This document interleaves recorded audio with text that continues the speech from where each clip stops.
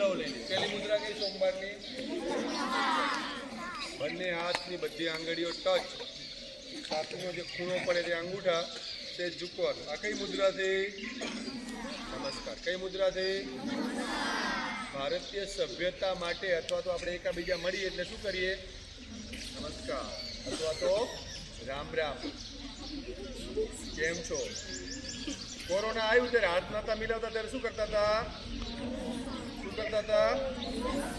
નમસ્કાર અથવા નમસ્તે. ચલો બીજી મુદ્રા જ્ઞાન મુદ્રા. ચલો બાકીની આંગળીઓ સીધી ઢીચણ ઉપર આ રીતે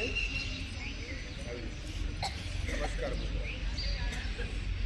ચલો ત્રીજી મુદ્રા પ્રાણ. બે આંગળીઓ પ્રાણ. આ બે શબ્દ બને ને? આ પૃથ્વી એક રાખો. ચલો કચરીની બાજુવાળી હશે ને? ચલો આવી રીતે. આ દુનિયામાં પૃથ્વી કેટલી? એક આંગળી યાદ રાખવાની કચલીની બાજુ. ચલો આ કઈ મુદ્રાથી?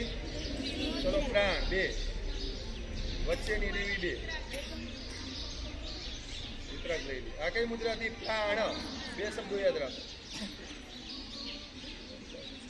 ચલો વિતરાગ. કયા હાથમાં કયો હાથ? ડાવો. તમારા આ સાઈડનો છે ડાવો, જમણો અને અંગૂઠા કરો સારી રીતે. આમ મૂકી દેવું એટલે પેટ થોડું ખેંચાય. આ તો જો કે પેટનો કોઈને પ્રોબ્લેમ નહીં દિવ્યા સિવાય.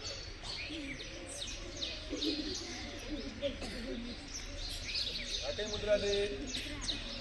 વિતરાગ. કઈ છે? બરાબર. તો યોગને થોડો જીવનનો ભાગ બનાવો અને રોજ ના થાય કઈ નહીં, અઠવાડિયામાં બે ધીરે ધીરે ટેવ પાડો તો તમારું શરીર મજબૂત બનશે.